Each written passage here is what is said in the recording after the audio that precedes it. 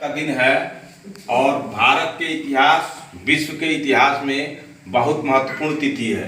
आज ही के दिन जो है भारत के संविधान के प्रारूप समिति के अध्यक्ष कमेटी के अध्यक्ष डॉक्टर भीमराव अंबेडकर का जन्म हुआ था।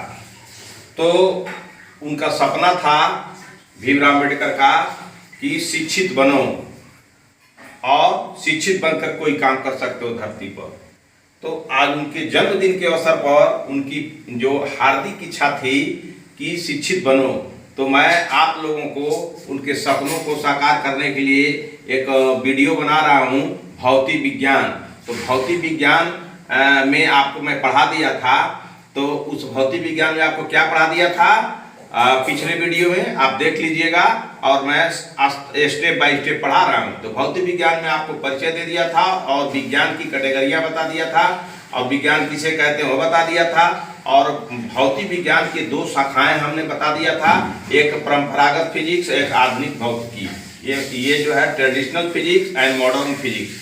तो अब परंपरागत फिजिक्स में आपको मैंने पिछले वीडियो में बता दिया था कि परंपरागत फिजिक्स के अंतर्गत कौन कौन आता है। तो आइए परंपरागत फिजिक्स में पहला आता है यांत्रिकी।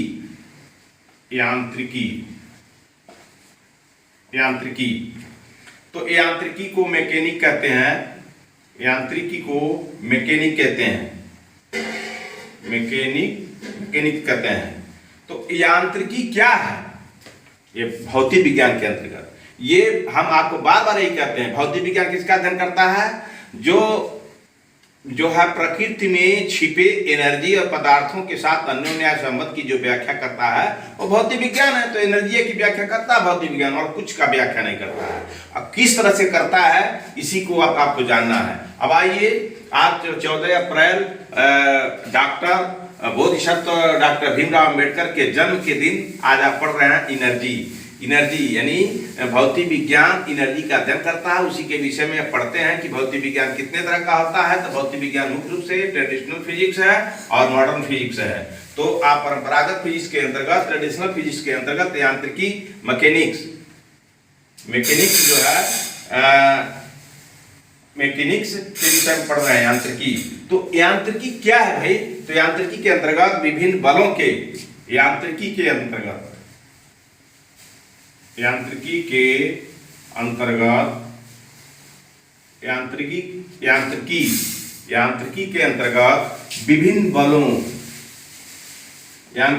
अंतर्गत विभिन्न बलों, बल बहुत प्रकार के होते हैं। विभिन्न बलों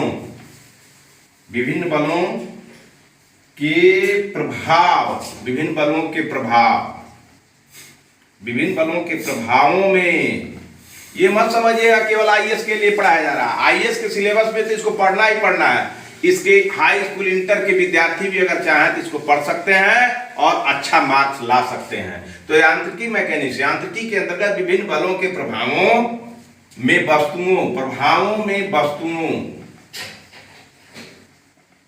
वस्तुओं की गति का अध्ययन किया जाता है। वस्तुओं की गति का अध्ययन किया जाता है। गति का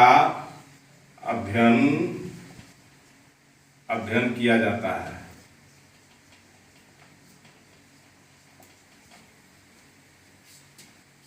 इसे मुख्यतः दो भागों में बांटा गया है। इसे मुख्यतः दो भागों में बांटा गया है। तो परंपरागत भौतिकी के अंतर्गत यांत्रिकी, यांत्रिकी के अंतर्गत मानो इस परंपरागत मानो भौतिकी के अंतर्गत, परंपरागत ट्रेडिशनल फिजिक्स के according to traditional physics study types of force, any types of kinds of very force and influence and matter and motion to study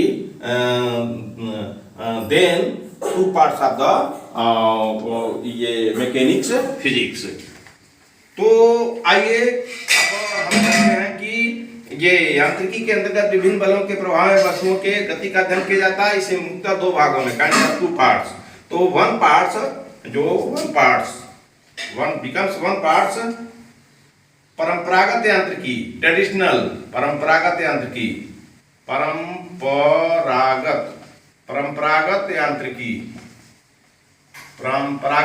यांत्रिकी, traditional mechanics, traditional,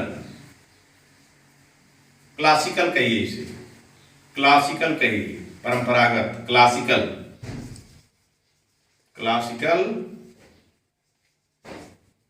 classical mechanics,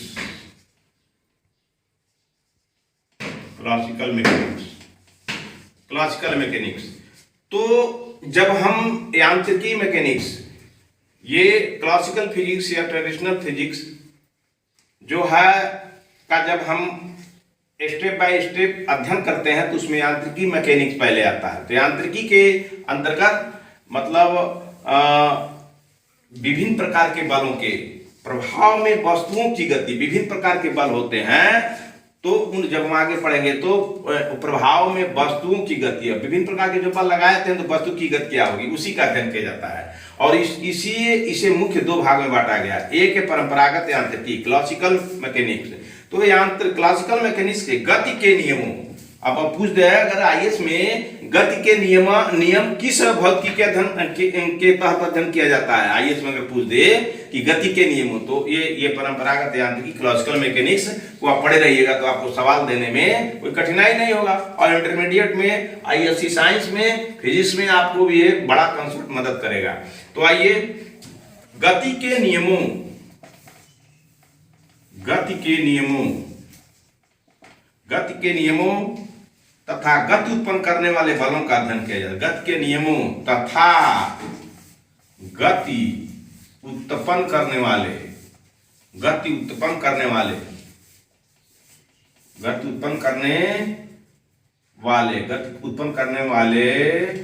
बलों का अध्ययन किया जाता है,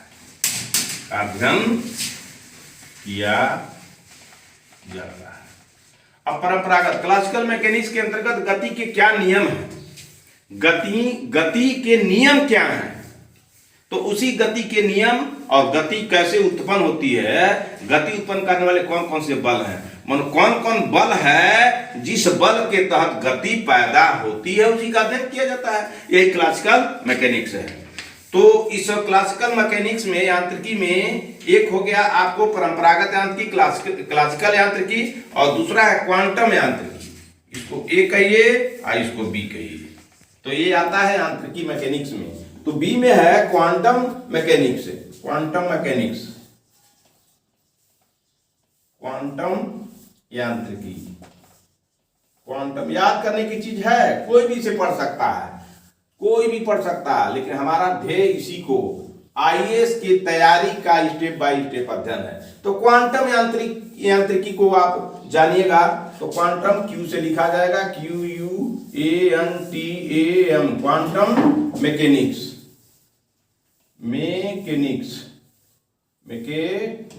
क्वांटम मैकेनिक्स। इसमें सूक्ष्म कणों, अभी जान जाइए, इसमें सूक्ष्म कणों किसमें, क्वांटम यांत्रिकी में। तो इसमें सूक्ष्म कण कौन कौन है, सूक्ष्म कण है इलेक्ट्रॉन, प्रोटॉन, न्यूट्रॉन। इलेक्ट्रॉन है, ये सूक्ष्म कण है, इलेक्ट्रॉन, प्रोटॉन और न्यूट्रॉन। ये सूक्ष्म कण है, मतलब बहुत छोटे छोटे कण हैं। अगर पूछा जाए कि अगर आईएएस में पूछ दिया जाए कि प्रोटॉन, न्यूट्रॉन, इलेक्ट्रॉन भौतिकी के किस शाखा के अंतर्गत अध्ययन किया जाता है, और उसमें दे दे कि परंपरागत यांत्रिकी, क्वांटम यांत्रिकी और प्रकाशिकी यांत्रिकी और ध्वनि यांत्रिकी, तो आप वहां फेल कर जाइएगा। इसीलिए क्वांटम यांत्रिकी को याद करिएगा। क्वांटम यांत्रिकी में ही इलेक्ट्रॉन, प्रोटॉन, न्यूट्रॉन का अध्ययन किया जाता है। न्यूट्रॉन के व्यवहार का अध्ययन किया जाता है। क्लियर हो गया? तो यांत्रिकी मैकेनिक्स, तो यांत्रिकी क्लासिकल मैकेनिक्स या जो ट्रेडिशन परंपरा बनी है, एक क्लासिकल है, एक जो है कि यांत्रिकी के अंतर्गत विभिन्न बलों के प्रभाव में जो वस्तुएं हैं, उस वस्तुओं की गति का अध्ययन किया जाता है। तो इसे मुख्य दो भागों में बांट दिया गया है, एक परंपरागत यांत्रिकी, एक क्वांटम यांत्रिकी। परंपरागत में गति के नियम क्या हैं, किस नियम से गति होती है, और गति को उत्पन्न करने वाले बल कौन कौन हैं, कौन कौन बलों से गति पैदा होती है, ये हो गया क्लासिकल मैकेनिक्स। और क्वांटम यांत्रिकी में जो है सूक्ष्म जो कण है, electron, proton, neutron, electron, proton, neutron का व्यवहार क्या होता है, उसका अध्ययन किया जाता है। तो अब आगे आइए, हम क्लासिकल मैकेनिक्स में अब यांत्रिकी को पढ़ लिए, और यांत्रिकी के में परंपरागत यांत्रिकी और क्वांटम यांत्रिकी को पढ़ लिए। अब आइए दूसरा,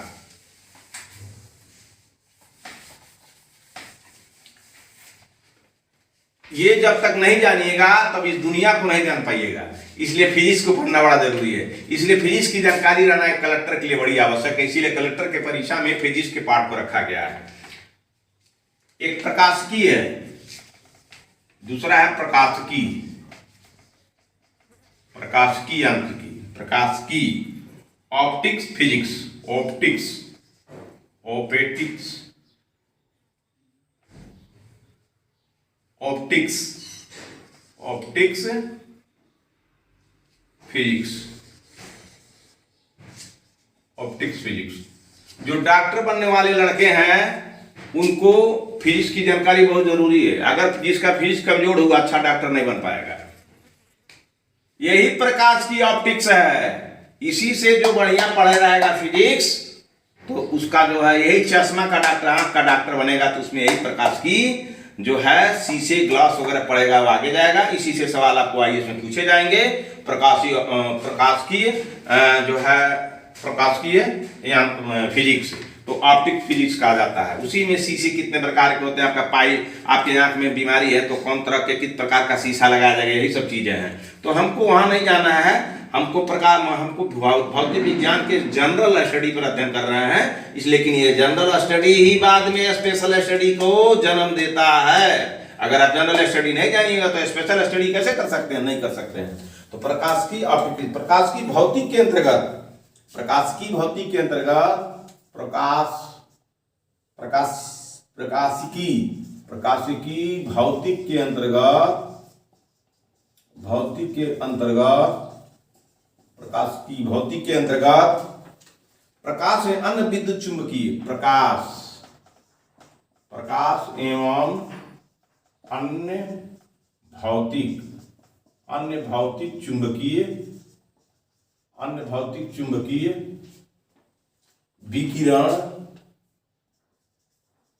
विकिरण तथा द्रव्य के साथ, चुंबकीय विकिरण तथा द्रव्य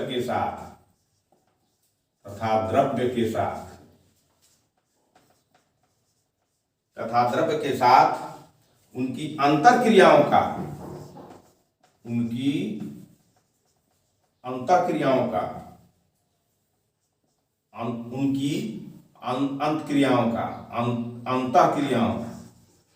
अंतःक्रियाओं का अध्ययन किया जाता है,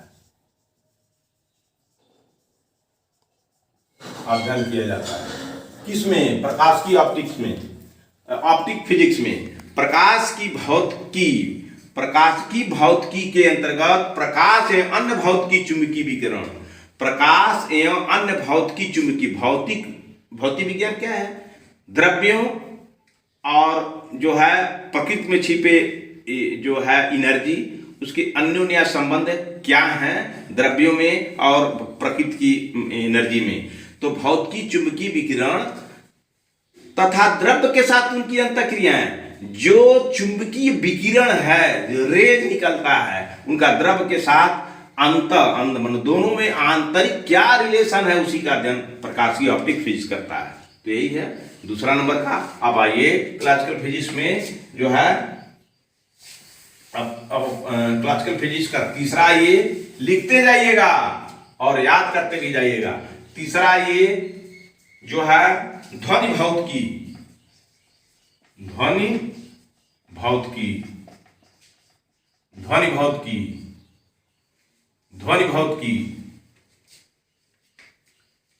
acoustics physics, acoustics, acoustics physics, acoustics physics. Acoustics physics वह फिजिक्स है इसके अंतर्गत,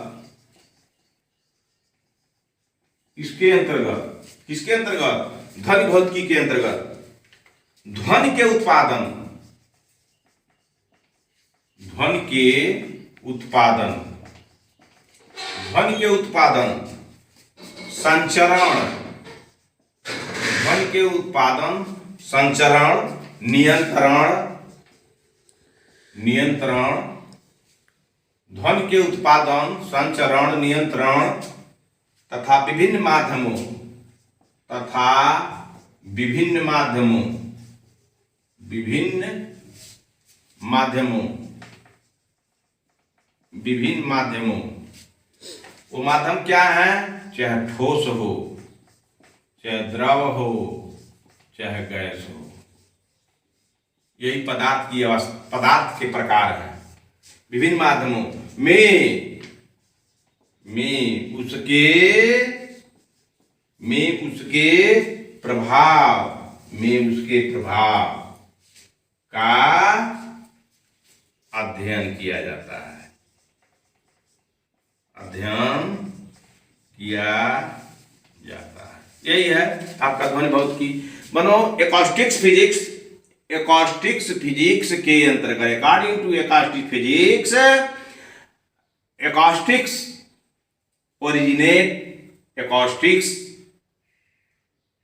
organized, controlled and very media, for example ठोस, द्रव and gas, solid, liquid and gas, solid, liquid and gas में उसके प्रभाव का अध्ययन किया जाता है। तो कहने का मतलब यह हुआ कि हम आईएएस के दृष्टिकोण से पढ़ रहे हैं, तो अगर ये ध्वनि भौतिकी अब नहीं जानिएगा तो आप जो है कैसे जानिएगा एक कलेक्टर बन करके कि अगर कहीं जो है आपको ध्वनि से आपके जिले में प्रदूषण, ध्वनि प्रदूषण हो रहा हो, तो आपको जब ये ध्वनि भौतिकी पढ़े रहिएगा तो उसके प्रदूषण को, ध्वनि प्रदूषण को समझने में आपको आसानी होगी और जिले को ध्वनि प्रदूषण से बचाने के लिए आप सर्कुलरों का अवलोकन करके जिले में लागू करवाइएगा, तो उससे कानून को बड़ी राहत मिलेगी अगर ध्वनि प्रदूषण कब रहेगा। तो इसीलिए कलेक्टर के सिलेबस में रखा गया है। मैं इसी एम से पढ़ा भी रहा हूं कि ध्वनि भौतिकी एकॉस्टिक्स फिजिक्स है, इसके अंतर्गत ध्वनि के उत्पादन, ध्वनि कहां से पैदा होती है, भौतिक विज्ञान कहता है कि ध्वनि कहां से पैदा होती है, कहां इकट्ठा होती है,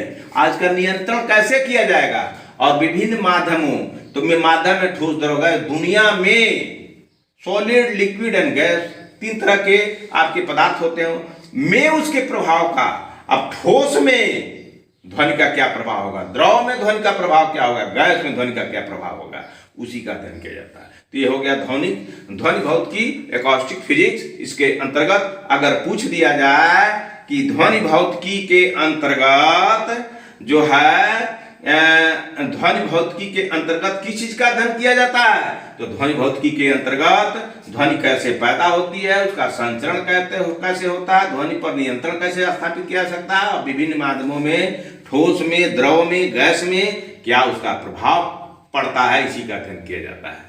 ठीक है, तो अब आइए हम चलते हैं ध्वनि भौतिकी के विषय में आप जान गए।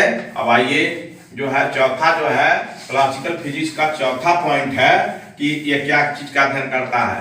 अब आइए चौथे में आइए कि ऊष्मागतिकी, ऊष्मा एवं ऊष्मागतिकी, ऊष्मागतिकी, ऊष्मा एवं ऊष्मागतिकी, heat and thermodynamic physics, heat heat and thermo dynamic physics, heat and thermo dynamic physics, dynamic physics, dynamic physics, heat and thermodynamic physics. उष्मा, उष्मागतिकी, मानो उष्मा क्या है और उसका गति क्या है। Heat and thermodynamic physics. Heat मानो उष्मा एंड उसका गति क्या होता है उष्मा का, हीट एंड डायनेमिक फिजिक्स। तो इसके इस शाखा के अंतर्गत उष्मा एवं उष्मागतिकी के शाखा के अंतर्गत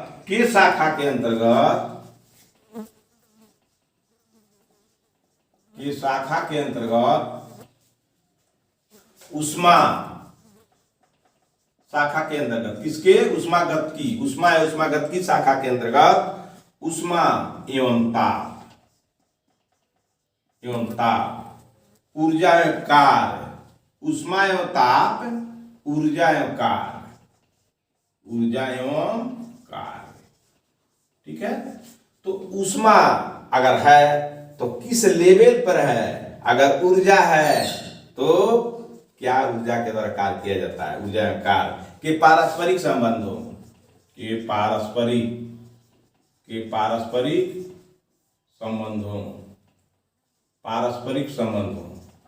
पारस्परिक संबंधों एवं प्रभावों का, अध्ययन किया जाता है। क्लियर हो गया आपका। उष्मा या उष्मागतिकी, हीट एंड थर्मोडायनेमिक फिजिक्स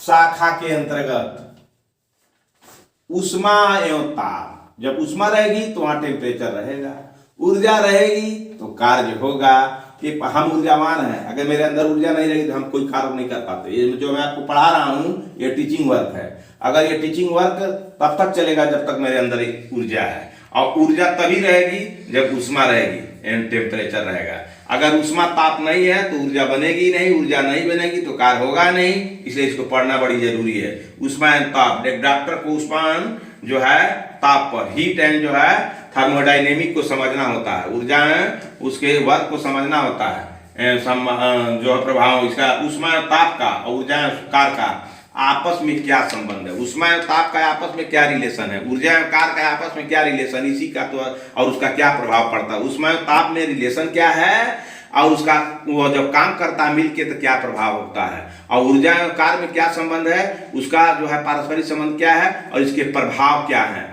जब दोनों में संबंध होगा तो कुछ न कुछ प्रभाव होगा, उसी का अध्ययन किया जाता है। तो इसके हीट एंड थर्मोडायनेमिक फिजिक्स के अंतर्गत जो है यही सब चीज पढ़ा जाता है। तो आइए अब हम चलते हैं क्लासिकल फिजिक्स के अंतर्गत हीट एंड थर्मोडायनेमिक फिजिक्स को जो पढ़ लिए। तो आइए आप आगे चलते हैं विद्युत चुंबकत्व, पांचवा विद्युत चुंबकत्व, विद्युत चुंबकत्व, विद्युत चुंबकत्व, विद्युत चुंबकत्व, इलेक्ट्रोमैग्नेटिज्म फिजिक्स,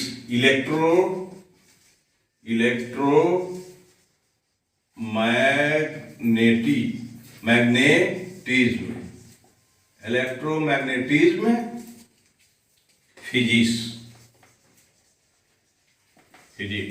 आइए विद्युत चुंबकत्व, विद्युत चुंबकत्व, विद्युत चुंबकत्व, इलेक्ट्रोमैग्नेटिज्म फिजिक्स। जितनी आज विद्युत जो है ना, विद्युत चुंबकत्व, विद्युत है तो उसमें चुंबकत्व भी होगा, विद्युत जहां है वहां चुंबकत्व होगा। आज जितना आप गाड़ी मोटर देख रहे हैं, जितना आपका इतना भौतिक संसाधन देख रहे हैं, तो एक आईएएस को समझने की जरूरत है। इलेक्ट्रोमैग्नेटिज्म फिजिक्स को इस आईएएस बनने वाले को जरूरी है, तभी आप आईएएस के मुकाम पर जा सकते हैं। इसलिए इसे दिल लगा के पढ़िएगा। आज 14 अप्रैल है, सब लोग अपने अपने धुन में लगे हुए हैं। मैं अम्बेडकर के सिद्धांतों को व्यवहार रूप में बता रहा हूँ, इस चीज को आप समझिएगा। यही आपको जो है दुखों के, यही सब चीज आपको दुखों के जो दुख रूपी नदियों से छुटकारा दिलाएगा। तो यही विद्युत चुंबकत्व, इलेक्ट्रोमैग्नेटिज्म फिजिक्स जो है ये उस जो है विद्युत चुंबकत्व के अंतर्गत विद्युत धारा।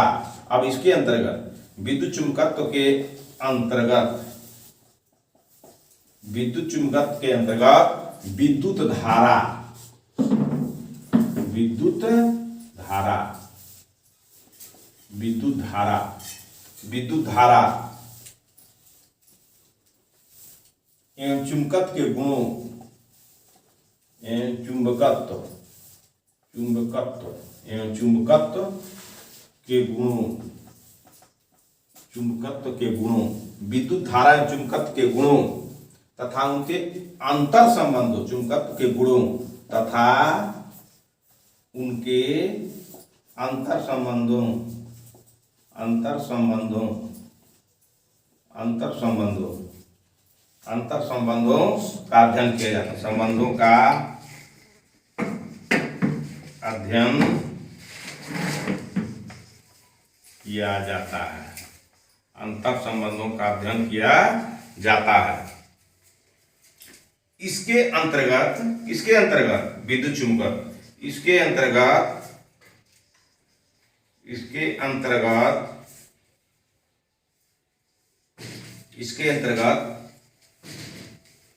वैद्युतिकी, वैद्युतिकी, वैद्युतिकी, इलेक्ट्रोस्टैटिक्स,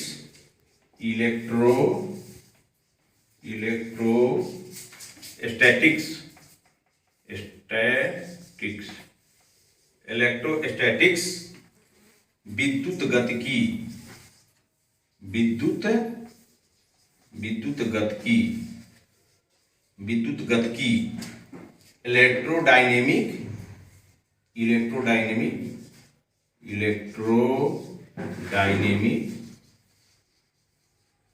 इलेक्ट्रोडायनेमिक्स एवं स्थिर चुंबकी, मैग्नेटोस्टैटिक्स, मैग्नेटोस्टैटिक्स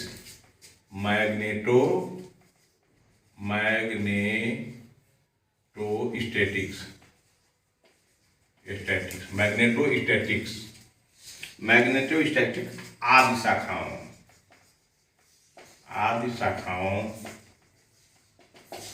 शाखाओं का अध्ययन किया जाता है। अब आइए आपके जीवन में विद्युत चुंबकत्व, इलेक्ट्रोमैग्नेटिक फिजिक्स के अंतर्गत विद्युत धारा एवं चुंबकत्व। अगर विद्युत धारा किसी में बह रही है तो उसमें खींचने का गुण है। तो विद्युत धारा एवं चुंबकत्व के क्या गुण है, क्या पहचान है, क्या विशेषता है, तब उनके अंतर संबंधों का अध्ययन किया जाता है। इसके अंतर्गत इलेक्ट्रोस्टैटिक्स, विद्युत मैग्नेटिक्स एंड मैग्नेटोस्टैटिक्स आदि शाखाओं का अध्ययन किया जाता है। तो इन शाखाओं का अध्ययन अगर पूछ दे कि इलेक्ट्रोमैग्नेटिक्स और मैग्नेटोस्टैटिक्स आदि शाखाओं का अध्ययन भौतिक विज्ञान के किस शाखा के अंतर्गत किया जाता है, या इसी पर बतावे कि एक पोल से गांव शहर में अंधेरे घरों में जलाने के लिए जो बिजली की आपूर्ति की जाती है और तार के माध्यम से, एल्युमिनियम के तार के माध्यम से, कॉपर के तार के माध्यम से ये जो है विद्युत जो है सप्लाई की जाती है, उसी के माध्यम से जो है बल्ब में जो है विद्युत आती है और उसके गुण के कारण ही जो है अंधेरे में उजाला होता है। इसका अध्ययन किस फिजिक्स के अंतर्गत किया जाता है, तो इसी में पूछ देगा। तो आपका क्लियर होना चाहिए, विद्युत चुंबकत्व, इलेक्ट्रोमैग्नेटिज्म फिजिक्स एक होती है, किसमें, क्लासिकल फिजिक्स में। तो यह अगर इतने ही पूछ दे, विद्युत चुंबकत्व भौतिक विज्ञान के क्लासिकल फिजिक्स के अंतर्गत आती है और मॉडर्न फिजिक्स के अंतर्गत आती है। केवल जो है आधुनिक और केवल जो है modern physics and classical physics के अंतर्गत आती है, और दोनों में से कोई नहीं। तो आप क्या जवाब देंगे? तो आपको जब वो कंसेप्ट क्लियर नहीं रहेगा तो जवाब क्या देंगे? इसीलिए इस आईएएस की परीक्षा में इस फिजिक्स से सवाल आ जाएगा कि जो है इलेक्ट्रोमैग्नेटिज्म में जो है इलेक्ट्रोस्टैटिक्स, इलेक्ट्रोडायनेमिक्स और जो है मैग्नेटोस्टैटिक्स, ये तीन चीजें हैं जो विद्युत चुंबकत्व के अंतर्गत आती है। तो आप समझ गए कि भौतिक विज्ञान किसे कहते हैं और भौतिक विज्ञान के कितने ब्रांचेस हैं। तो classical branches and modern branches. Classical branches को हमने पढ़ा दिया और अब मॉडर्न ब्रांचेस पर आइए प्रकाश डालते हैं।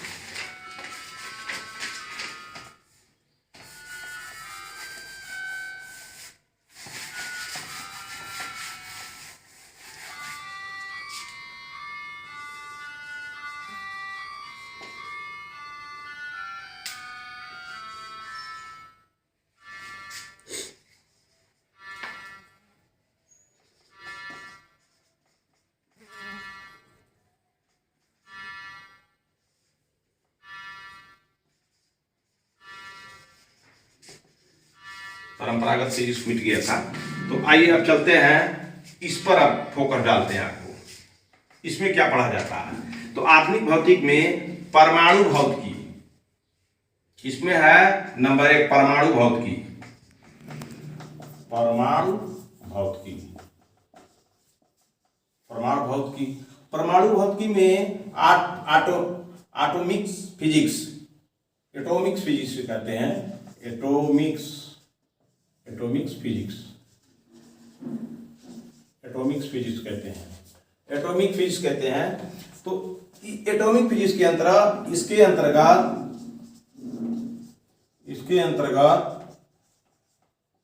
एटॉमिक फिजिक्स के अंतर्गत परमाणविक संरचना, परमाणविक संरचना, परमाणविक संरचना, परमाणविक संरचना, atomic structure, atomic structure,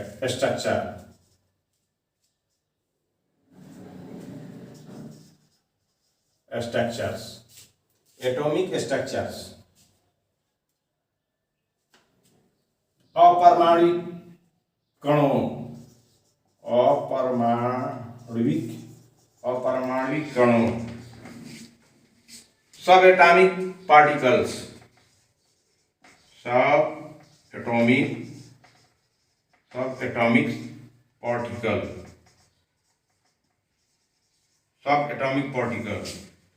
atomic particles के गुणधर्मों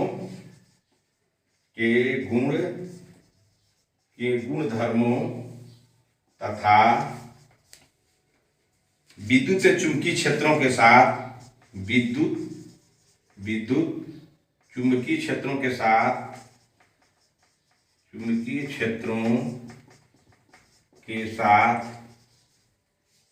क्षेत्रों के साथ उनकी अंतःक्रियाओं का अध्ययन किया जाता है। उनकी अंतःक्रियाओं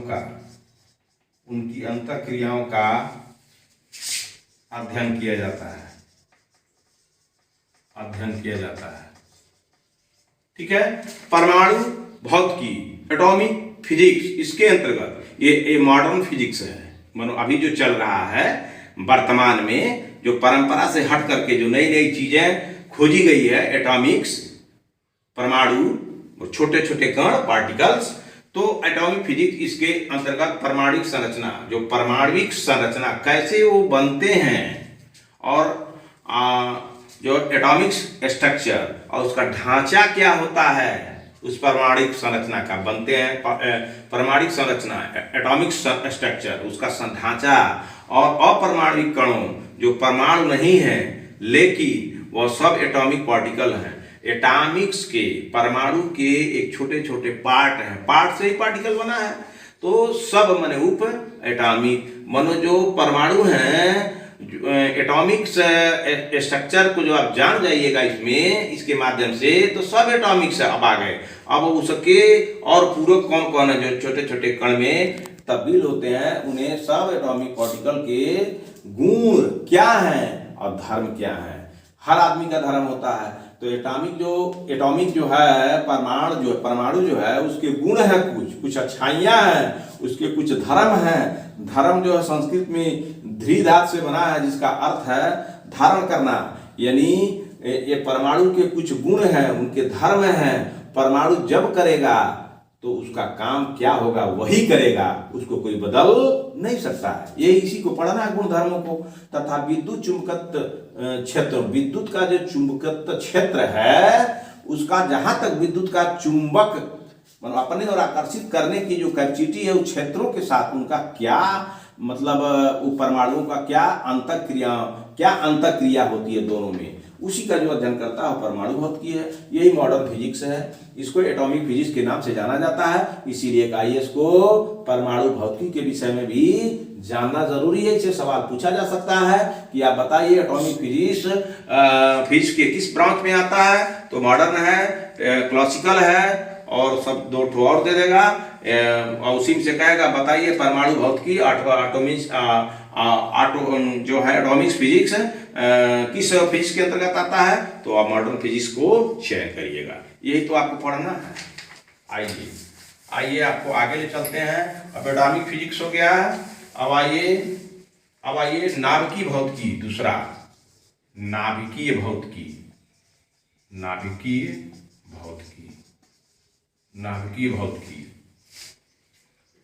नाभिकीय भौतिकी में न्यूक्लियर फिजिक्स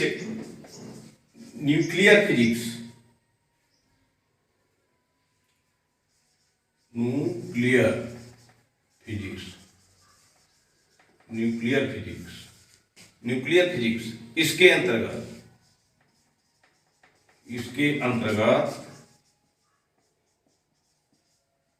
अंतर्गत परमाणु नाभिकीय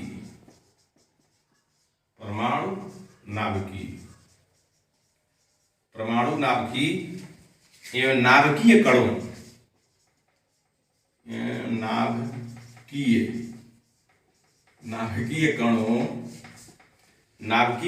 प्रोटॉन न्यूट्रॉन की संरचना। नाभिकीय कणों प्रोटॉन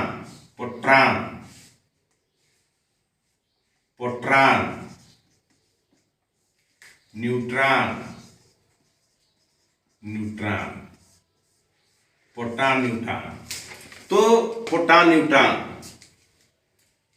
की संरचना,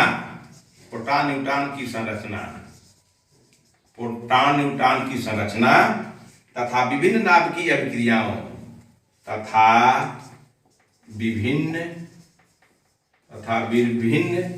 नाभिकीय क्रियाओं संलयन एवं विखंडन, नाभिकीय क्रियाओं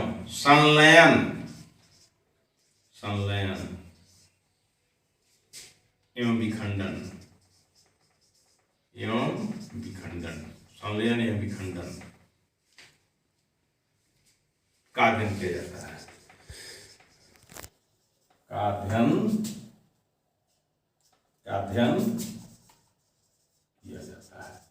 तो आप समझ जाइए, नाभिकीय भौतिकी न्यूक्लियर फिजिक्स, इसके अंतर्गत परमाणु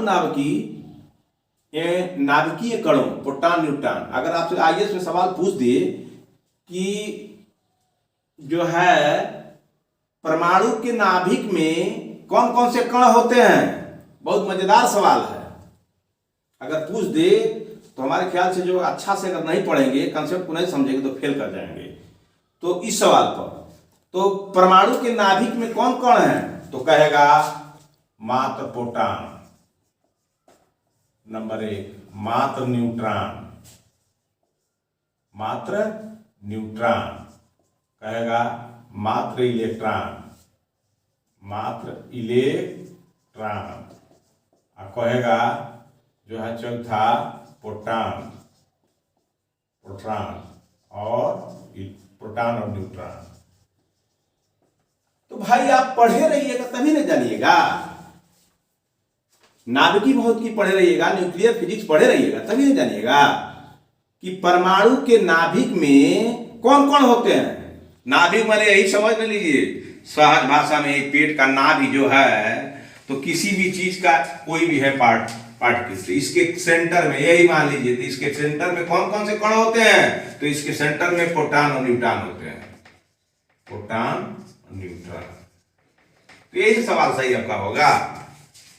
तो जब ये सवाल सही होगा तो आप कहां फेल करेंगे, आप आगे बढ़ते जाएंगे। तो यही तो मैं आपको बता रहा हूं कि किसी भी परमाणु के नाभिक में प्रोटॉन और न्यूट्रॉन होते हैं। अगर कोई भखौती किया, सुखैती किया तो प्रोटॉन होता है, न्यूट्रॉन होता है, इलेक्ट्रॉन मार दीजिए सही हो जाएगा। न्यूट्रॉन प्रोटॉन इलेक्ट्रॉन बड़ा नाम सुने, इलेक्ट्रॉन मार दीजिए सही हो जाएगा।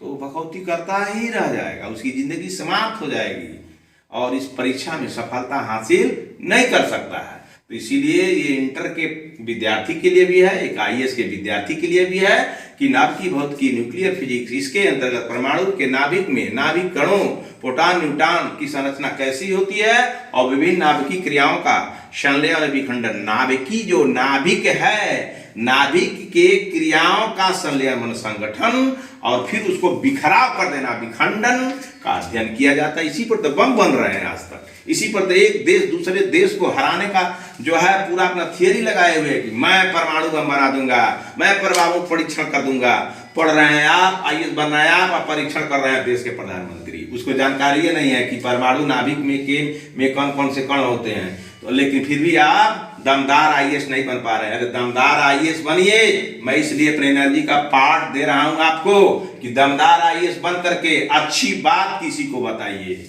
मैं इसीलिए आपका अपनी एनर्जी आपको साझा कर रहा हूं कि आप दमदार आईएएस बनिए, किसी से डरिए नहीं और ईमानदारी से रह करके देश की सेवा करिए। मनोनाभिक के कण में, ये न्यूक्लियर के कण नाभिक में, ये नाभिक भौतिकी में न्यूक्लियर के सेंटर में नाभिक में कौन से कण होते हैं, प्रोटॉन और न्यूट्रॉन।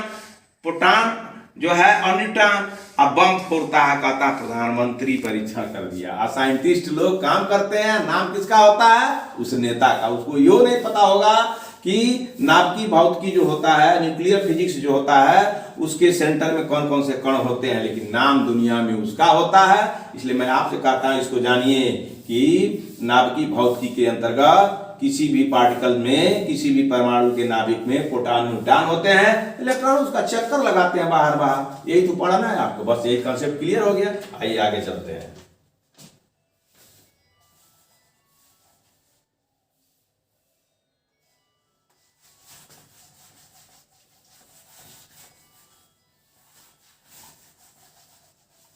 आइए आगे चलते हैं। क्वांटम भौतिकी, क्वांटम भौतिकी।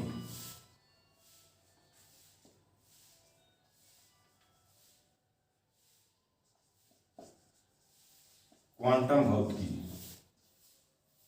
क्वांटम भौतिकी क्यू से लिखा जाता है, QUANTA, quantum physics, quantum physics. यांत्रिकी की इस शाखा में, किस यांत्रिकी, आधुनिक भौतिकी।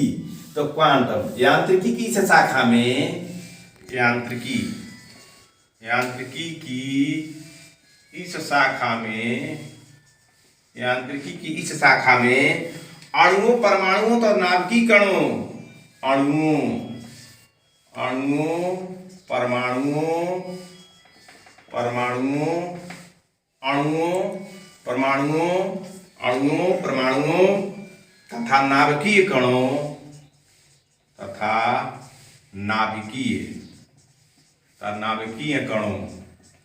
नाभिकीय कणों के व्यवहार का, नाभिकीय कणों के व्यवहार का, नाभिकीय कणों के व्यवहार का अध्ययन किया जाता है।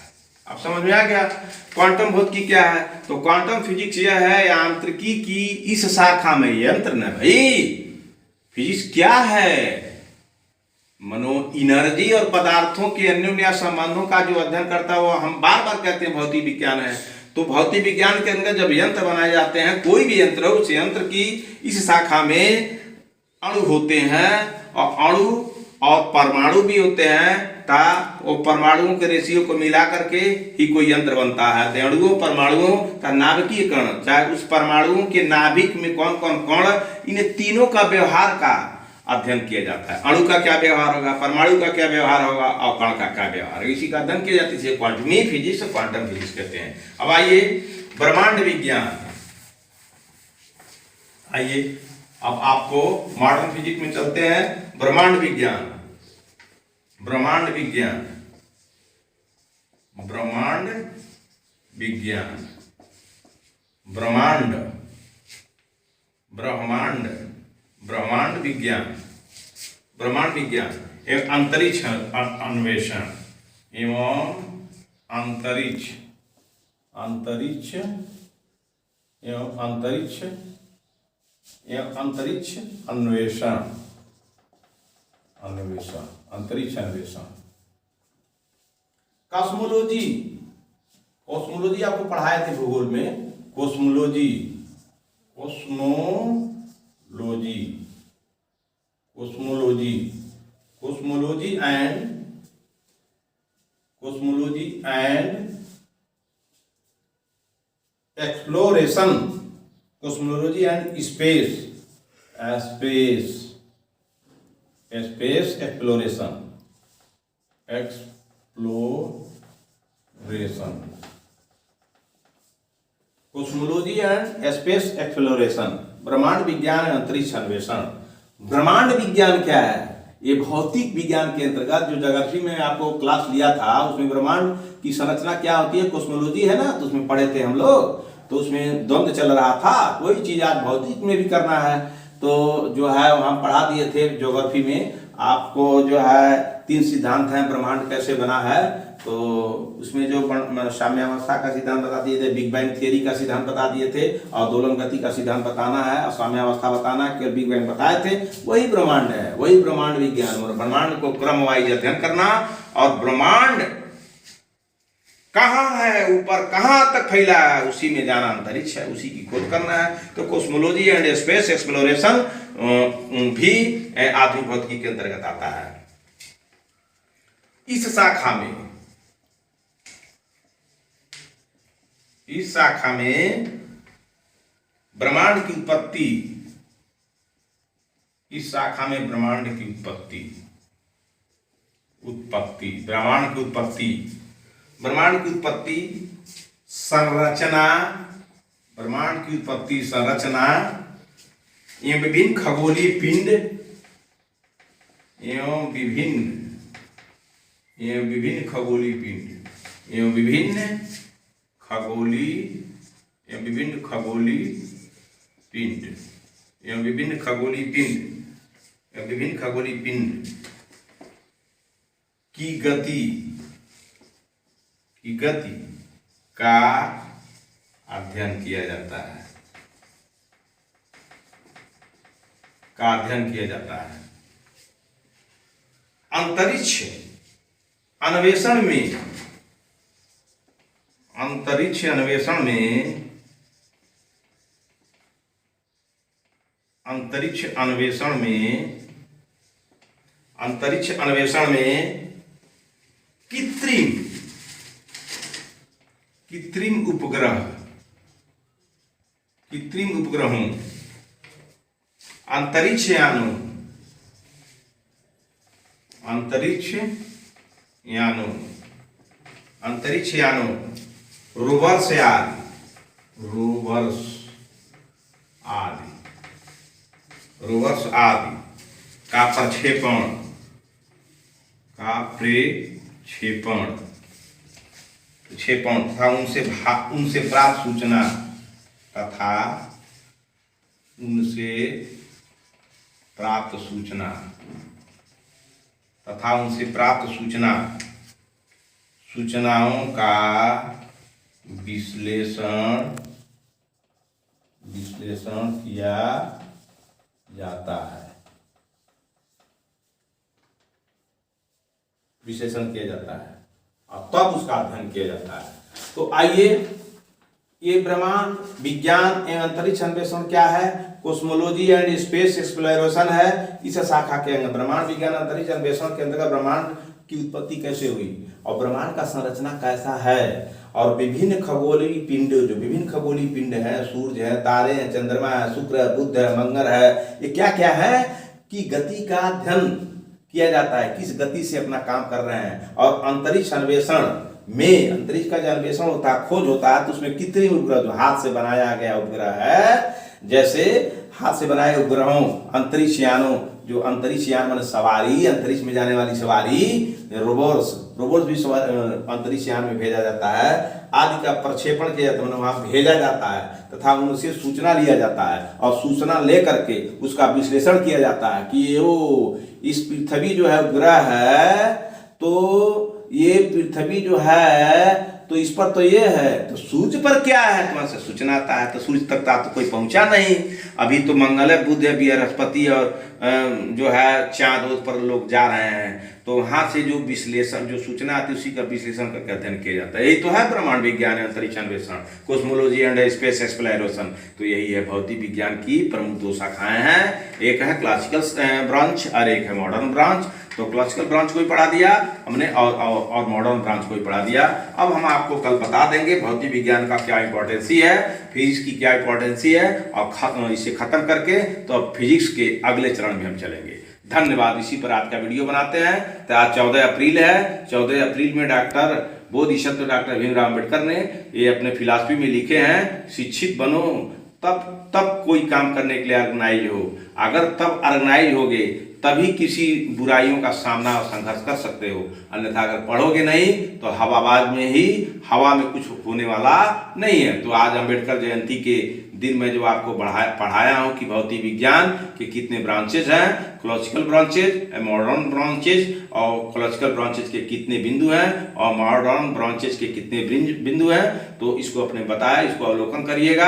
इंटर की परीक्षा वाले विद्यार्थी, हाई स्कूल की परीक्षा वाले विद्यार्थी और IAS में पढ़ने वाले विद्यार्थियों को काम आएगा। मेरा ध्येय, मेरा फोकस IAS के विद्यार्थियों पर है कि आप इसको जानिए कि ब्रह्मांड विज्ञान जो है, कोस्मोलॉजी साइंस एंड स्पेस एक्सप्लोरेशन किस विज्ञान के अंतर्गत आता है, तो वही फिजिक्स के आधुनिक भौतिकी के अंतर्गत आता है। धन्यवाद। इसे जरूर अवलोकन करिए, अपने जीवन में डालिए और इस चीज को पढ़ करके सब्सक्राइब करिएगा, ताकि मैं नेक्स्ट वीडियो अगर पढ़ाऊं तो आपको आसानी से मिल जाए। धन्यवाद।